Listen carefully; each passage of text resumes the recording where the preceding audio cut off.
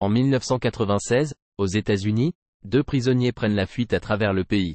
Quand un officier militaire britannique qui a croisé leur route en vient à disparaître, les autorités se demandent si les fugitifs armés ne sont pas devenus des meurtriers. Le FBI lutte contre la montre pour retrouver les évadés avant qu'ils ne fassent d'autres victimes. Le 21 mai 1996, en Alabama, un policier de DeKalb County était assigné au transport de 3 prisonniers qui devaient se présenter en cour pour connaître la date de leur procès.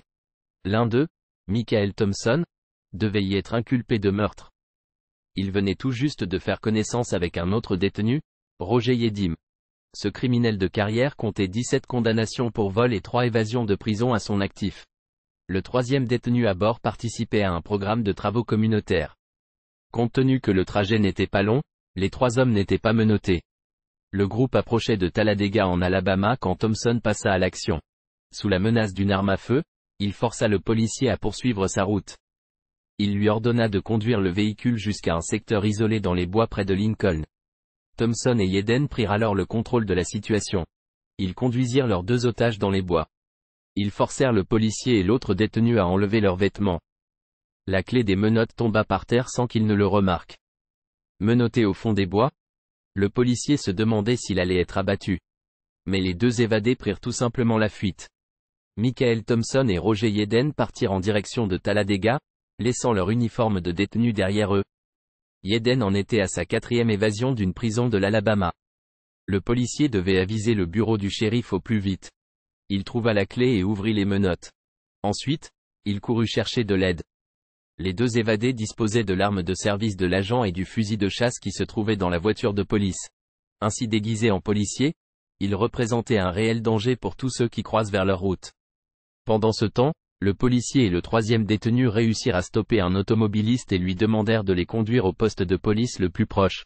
Les policiers ont transmis immédiatement un bulletin d'alerte à toutes les unités de patrouille. Le service de police de DeKalb County entreprit des recherches dans cette localité rurale qui compte des centaines de kilomètres de routes isolées. Malgré les recherches, personne ne vit les fugitifs ni la voiture de police volée. Ce n'est que tard en soirée que les autorités reçurent leur premier indice sur Thompson et Yedim.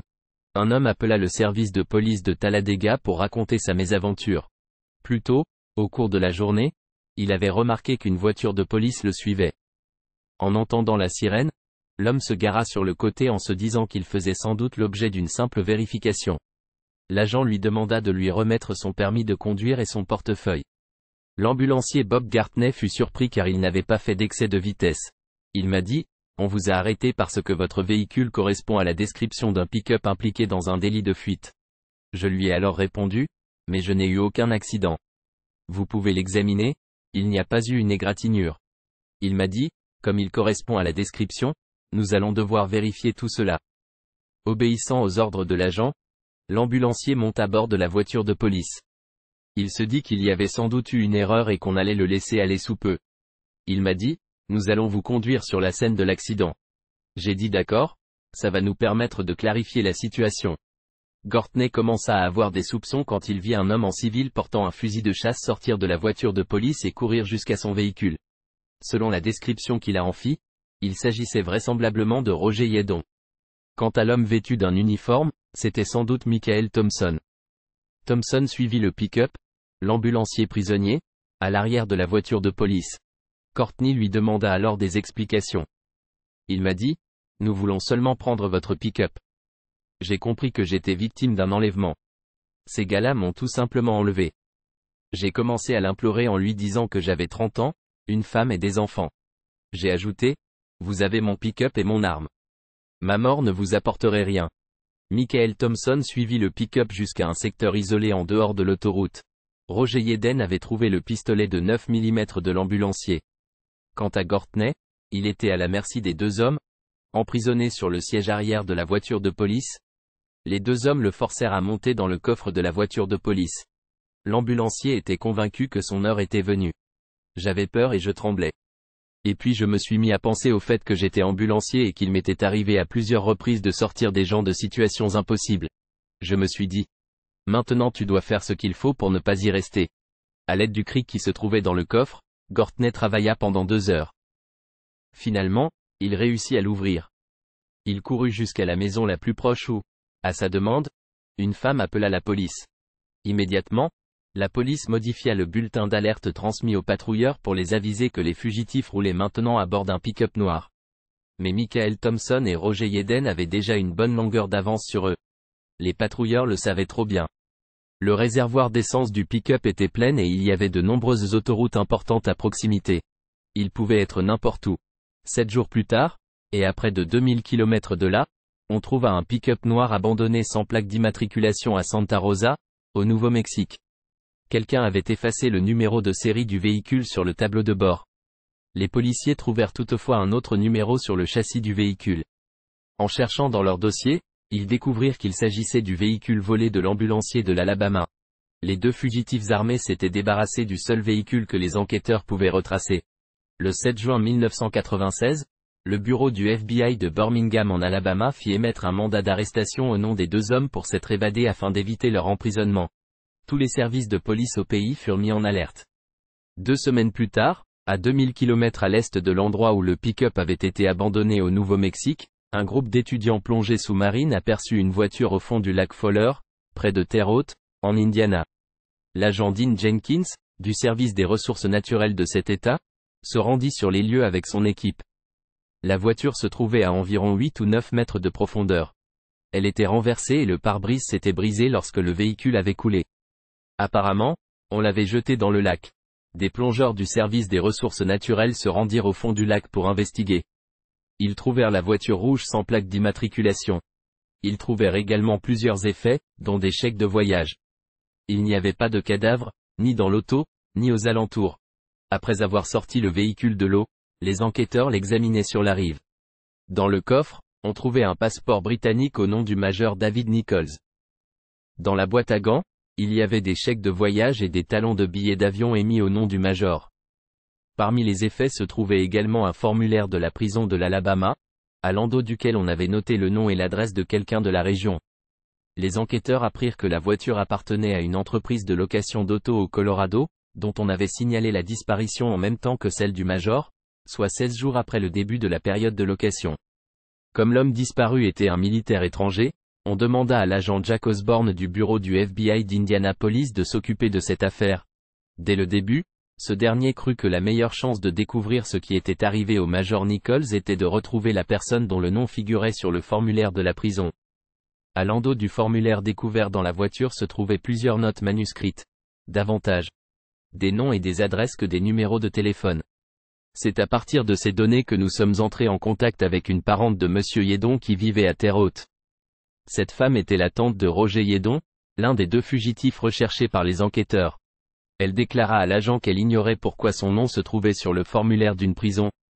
Elle ne connaissait pas le major Nichols non plus, n'avait jamais vu sa voiture rouge de location, et ignorait que son neveu était un évadé de prison. Elle ajouta que Yeden avait de vieux amis dans la région, mais elle ne se souvenait pas de leur nom. Si Roger Yeden s'était rendu en Indiana, il y avait fort à parier que le meurtrier Michael Thompson soit encore avec lui. Les deux hommes avaient menacé de tuer 3 personnes en Alabama. Ils avaient été vus pour la dernière fois avec 2 pistolets et un fusil de chasse. Il fallait espérer que Thompson et Yeden n'aient pas tué le major britannique. En juin 1996, le FBI et la police de l'Indiana étaient à la recherche des fugitifs armés Michael Thompson et Roger Yeden, qui avaient échappé aux autorités de l'Alabama. On les croyait impliqués dans la disparition du major britannique David Nichols, dont on avait retrouvé la voiture louée au fond d'un lac de l'Indiana. Les agents se rendirent à l'ambassade britannique à Washington, pour tenter de reconstituer le parcours du major aux États-Unis. L'agent spécial et superviseur du FBI, Jack Osborne, cherchait à savoir où et quand le major Nichols s'était retrouvé sur la route des fugitifs. Le gouvernement britannique ne nous a fourni que des informations très sommaires. Il savait qu'un de leurs officiers de l'armée était arrivé aux États-Unis le 20 mai à Denver et qu'il devait se rendre au Nouveau-Mexique en voiture pour y suivre un cours de langue et ensuite aller au Texas où il devait suivre un autre cours. Selon les dossiers de l'OTAN sur les déplacements des militaires, le major David Nichols devait assister au premier séminaire le 26 mai à Albuquerque. Nichols était le chef adjoint de l'école des langues du ministère de la Défense du Royaume-Uni. Ce linguiste parlait couramment 5 langues. Il avait dit à sa femme et à ses 3 enfants qu'il prévoyait faire un peu de tourisme au cours des quelques jours précédant le séminaire. Mais les supérieurs du major déclarèrent que celui-ci ne s'était jamais rendu à l'école et qu'ils n'avaient pas entendu parler de lui ensuite. Le FBI trouvait étrange que cet officier de l'armée ne se soit pas présenté à l'école. De même, le gouvernement britannique, par des contacts avec la famille et des amis du Major, trouvait inquiétant qu'il n'ait pas donné de nouvelles à quiconque. Au gouvernement britannique, on était très préoccupé par cette affaire. L'agent Osborne contacta le bureau du FBI d'Albuquerque au Nouveau-Mexique. L'agent spécial John Shum chercha à découvrir à quel moment on avait vu le Major pour la dernière fois sur le territoire de 700 km entre Denver et Albuquerque.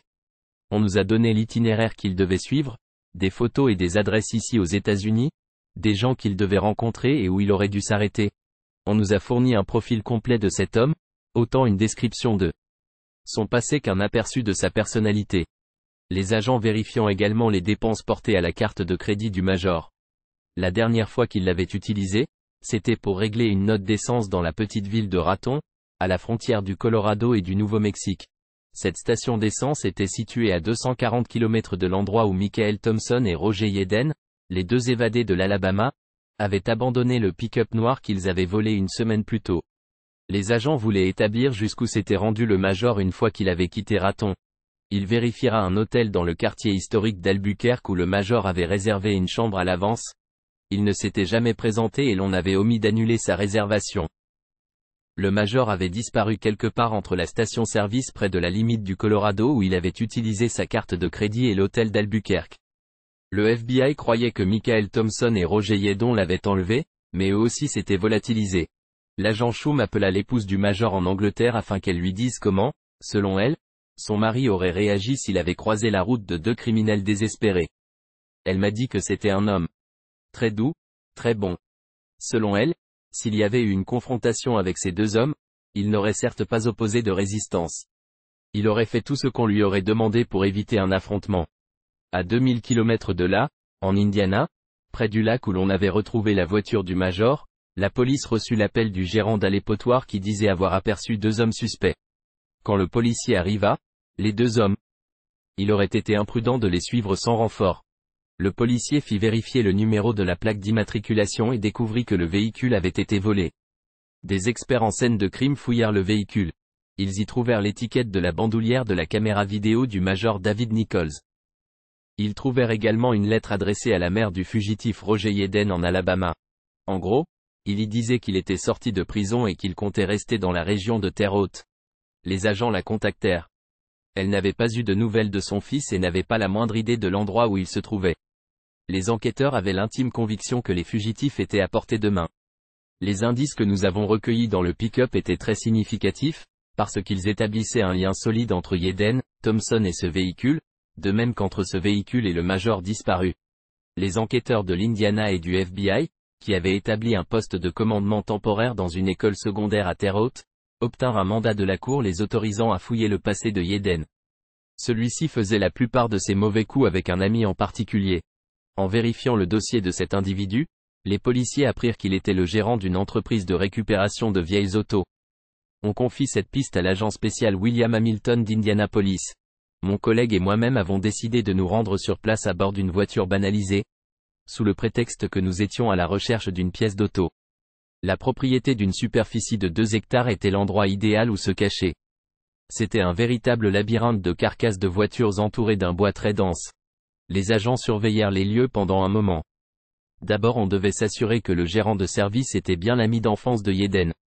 Les agents laissaient leurs plaques d'identité de même que leurs armes dans leur véhicule pour ne pas être identifiés. En allant jusqu'au bout du terrain, nous avons remarqué une roulotte dans les bois, ainsi que 2 hommes qui semblaient travailler. Les 2 hommes correspondaient à la description des fugitifs armés. Mais pour l'heure, il était impossible pour les policiers sans armes d'aller le vérifier.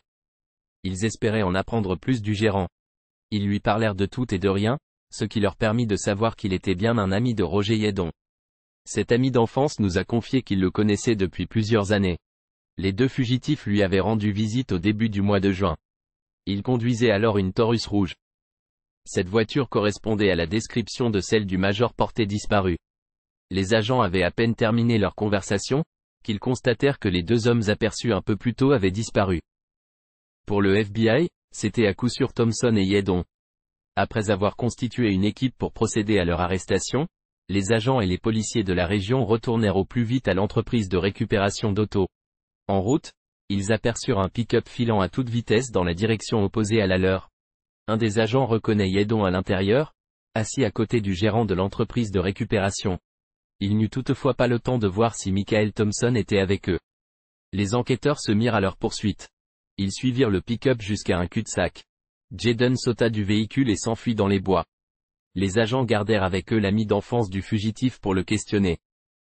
Il déclara que Jayden l'avait obligé à entraîner les policiers dans une poursuite jusqu'à ce qu'il ait l'occasion de sauter du véhicule. Une fois que les policiers eurent l'assurance que l'homme n'avait pas volontairement hébergé les suspects chez lui, ils lui donnèrent congé. Cet ami d'enfance ne connaissait rien de leurs activités criminelles. Tout ce qu'il savait, c'était que Jayden avait déjà fait de la prison pour un vol. Roger Jayden avait réussi à semer les enquêteurs à sa poursuite. On fit appel à une unité canine pour tenter de le retracer. Le chien n'eut aucun mal à retrouver son odeur. Le 2 juillet 1996, Roger Jayden décida qu'il en avait assez de courir. Mais son complice, le meurtrier Michael Thompson, était toujours introuvable. Détenir Jayden n'était qu'une demi-victoire, comme nous le raconte l'agent spécial Jack Osborne. Après l'arrestation de Jayden, nous n'en avions pas encore terminé. Nous avions maintenant affaire avec cet autre fugitif et sans doute le pire des deux. Nous ignorions où il était, s'il se trouvait toujours sur la propriété, s'il se terrait dans les bois et s'il était armé. Comme Michael Thompson se trouvait peut-être encore dans la roulotte, les équipes d'arrestation l'encerclèrent. On lui ordonna de sortir sans armes. Les agents l'avertirent ensuite qu'il s'apprêtait à vaporiser du gaz lacrymogène. Ils n'eurent aucune réponse. L'atmosphère était très tendue. Nous ne savions pas si Thompson se trouvait dans la roulotte, s'il avait un fusil ou un pistolet, et s'il avait mis l'un de nous en joue. Nous devions donc tous nous couvrir autour de la roulotte. On utilisa enfin le gaz. Ensuite, les policiers prirent la roulotte d'assaut. Le fugitif Michael Thompson était-il armé? S'était-il barricadé à l'intérieur? Nul ne le savait. Le 2 juillet 1996, après avoir capturé le fugitif Roger Jayden de l'Alabama en Indiana, les agents du FBI prirent d'assaut une vieille roulotte où, selon eux, son complice se cachait. Mais l'agent Dean Jenkins et son équipe du service des ressources naturelles de l'Indiana ne trouvèrent aucune trace de Michael Thompson à l'intérieur. Nous étions très déçus parce que nous étions convaincus qu'on le tenait. Nous avions capturé l'un des deux et nous pensions que nous allions maintenant régler cette affaire une fois pour toutes. Les agents questionnèrent le gérant du terrain de nouveau. Sans le savoir, cet ami d'enfance de Jayden avait abrité des fugitifs.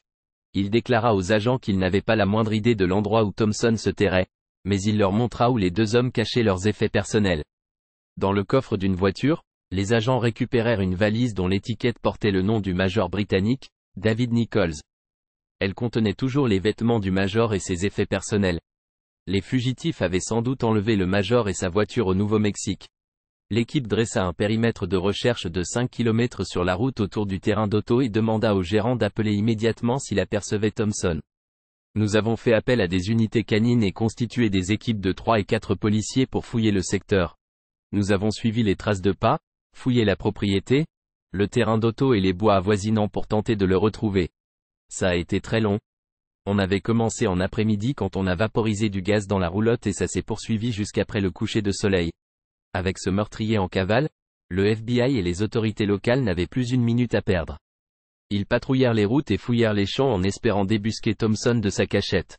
Malgré plusieurs heures de recherche, le fugitif était encore parvenu à échapper à ses poursuivants.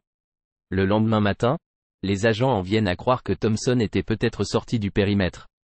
On ne pouvait d'aucune façon savoir s'il se trouvait toujours dans le secteur. L'agent spécial William Hamilton reçut alors l'appel qu'il espérait.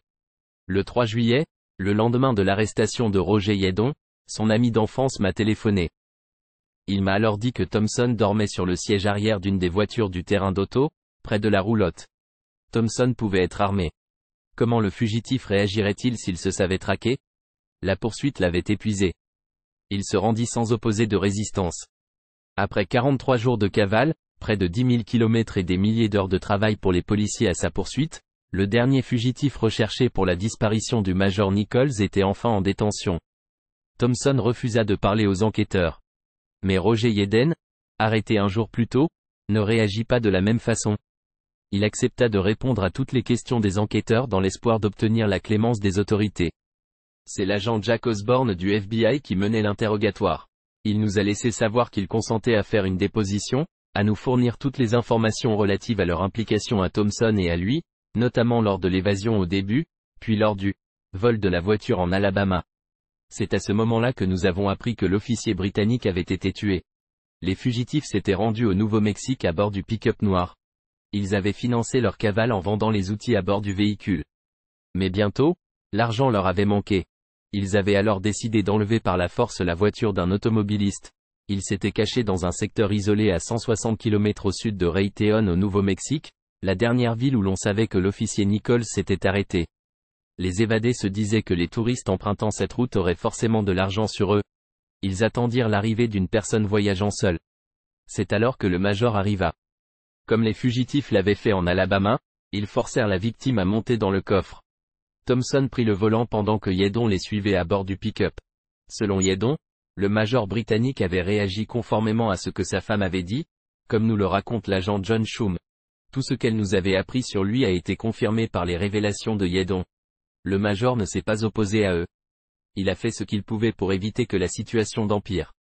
Il leur a parlé de ses 3 fils en Angleterre et à quel point il était important pour lui d'aller les rejoindre. Il leur a demandé de ne pas lui faire de mal parce qu'il était très inquiet de ce qui arriverait à ses enfants. Hayden ajouta que Thompson avait tout planifié depuis le début et que c'était lui qui prenait toutes les décisions. Ils parcoururent 80 km, puis sortirent de l'autoroute pour s'arrêter dans le désert après le coucher du soleil. À la pointe de son arme à feu, Thompson força le major Nichols à sortir du coffre. Sans avertissement, il lui tira une balle dans la nuque. Puis il le retourna et lui tira une autre balle dans la tête. Les 2 fugitifs cachèrent ensuite le corps sur place et abandonnèrent le pick-up plusieurs kilomètres plus loin.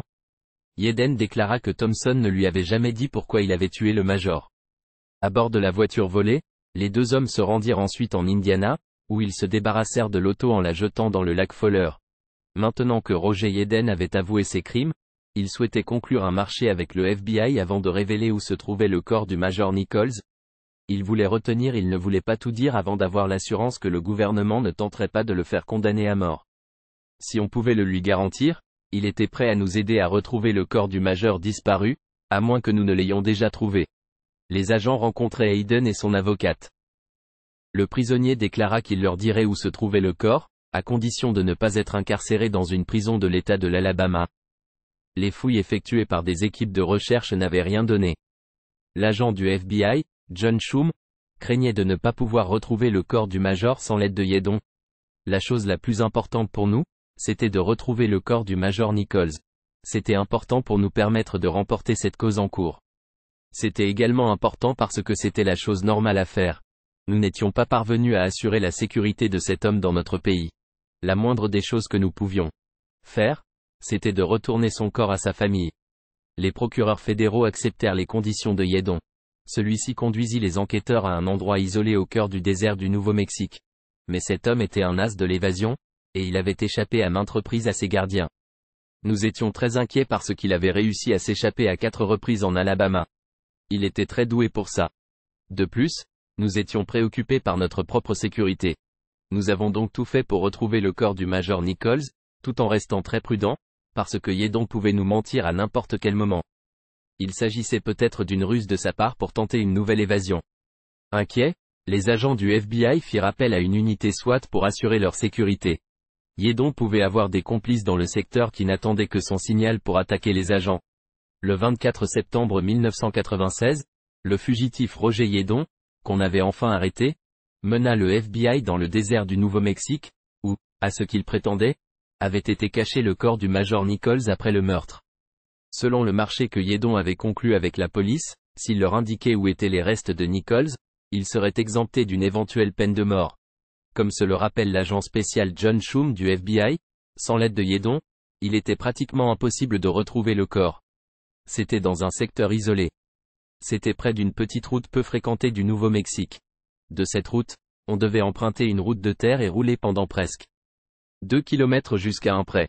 C'était à plusieurs centaines de mètres de distance de cette route, un endroit vraiment très isolé. Les agents craignaient que Yeadon ne les ait conduits à cet endroit pour tenter de leur échapper à nouveau. Finalement, le suspect leur indique à l'endroit où se trouvait le corps. Même Yeadon affichait un air grave, et semblait avoir un profond respect de la situation dans laquelle nous nous trouvions. On avait enfin retrouvé le corps de cet homme et l'on pourrait enfin le porter en terre dans un endroit convenable. Comme le corps avait été exposé aux éléments, il était impossible de l'identifier sur le champ. Les experts prirent des radiographies de ses dents pour les comparer aux dos sédentaires du disparu. C'étaient les mêmes. On avisa la famille du Major Nichols en Angleterre. Son meurtrier, Michael Thompson, échappa à la peine de mort en plaidant coupable à des accusations de vol de voiture et d'assassinat d'un représentant officiel étranger devant la Cour fédérale. Il fut condamné à la prison à vie sans possibilité de libération conditionnelle. Pour l'enlèvement, le vol et l'évasion en Alabama, Thompson écopa de 5 autres peines d'emprisonnement à vie. En échange de sa coopération, on permit à Roger Yeden de ne plaider coupable qu'au vol armé de la voiture. Il fut condamné à 18 ans d'emprisonnement. Yeden craignait les prisons d'État de l'Alabama. Conformément à sa demande, il fut condamné à l'emprisonnement dans un centre correctionnel fédéral. En attendant son transfert, on le garda en détention dans une prison de comté du Nouveau-Mexique. Aussi étonnant que cela puisse paraître, il réussit à s'en évader. 2 autres détenus prirent la fuite avec lui. Une équipe de recherche canine identifia l'odeur de Yeden dans sa cellule et partit à sa recherche. Malheureusement, la piste s'arrêtait au bord de l'autoroute de l'État. Plus tard, au cours de la journée, les policiers réussirent à capturer l'un des 2 détenus qui s'était évadé en même temps que Yeden. Il raconta aux autorités comment les 3 hommes étaient parvenus à s'évader. C'est Yeden qui avait mis le plan au point. Au marché noir de la prison, il avait obtenu une clé et une scie à métaux. Ainsi, il avait pu ouvrir les panneaux des conduits d'aération qui menaient au toit. Il avait ensuite sectionné des tuyaux, puis fait un trou dans la toiture elle-même avant de pouvoir sortir. Un 4e détenu, qui ne souhaitait pas s'évader, avait replacé les panneaux derrière les 3 hommes. Ceux-ci s'étaient déplacés. Une fois à l'extérieur, les 3 hommes étaient chacun partis de leur côté. Le fugitif n'avait pas revu Yeden depuis ce moment-là. Les représentants de la prison contactèrent l'agent spécial John Schrum pour lui annoncer la mauvaise nouvelle. Quand j'ai appris que Yeden n'était encore pas venu à s'évader, j'ai commencé par être furieux. Cet homme était reconnu pour s'être échappé. À plusieurs reprises dans le passé. Les personnes chargées de le surveiller connaissaient ses antécédents et elles auraient dû être plus prudentes. Les enquêteurs croyaient que Yeden chercherait peut-être à retrouver des amis ou des membres de sa famille à DeKalb County en Alabama. Ils interrogèrent donc chacune de ses relations dans le secteur, incluant son ex-petite amie. Comme les autres, elle déclara qu'elle ne l'avait pas vu ni entendu parler de lui. Les agents lui laissaient leur carte de visite au cas où Yeden se manifesterait. Après le départ des agents, elle avoua à sa petite amie qu'elle avait permis à Yeden de se cacher chez eux. De fait, il se trouvait toujours dans le grenier. Le petit ami fut très en colère en apprenant la nouvelle et il appela immédiatement la police. Des agents furent dépêchés sur les lieux. Yeden était peut-être armé et il les attendait peut-être de pied ferme. 5 semaines depuis son évasion du Nouveau-Mexique, les agents parvinrent enfin à le coincer. Il fut capturé à DeKalb County, en Alabama, à l'endroit même où il avait commencé sa cabale. Son évasion eut pour effet d'annuler le marché qu'il avait conclu avec les procureurs fédéraux. Il fut accusé de tous les crimes qu'il avait commis depuis sa dernière évasion en Alabama. L'assistant du procureur général de cet État, David Est, s'occupait de cette cause à Tulldega. Dans cette affaire, le jury a délibéré pendant bien peu de temps, au maximum 1 heure. Quand il est revenu, il a déclaré Roger Daly est d'une coupable des 3 chefs d'accusation d'enlèvement au 1er degré, des 2 chefs d'accusation de vol au 1er degré et du chef d'accusation d'évasion au 1er degré. Yeden écopa de 5 peines d'emprisonnement à vie consécutives sans possibilité de libération conditionnelle. Il les purge présentement dans une prison à sécurité maximum en Alabama et ne pourra jamais en sortir.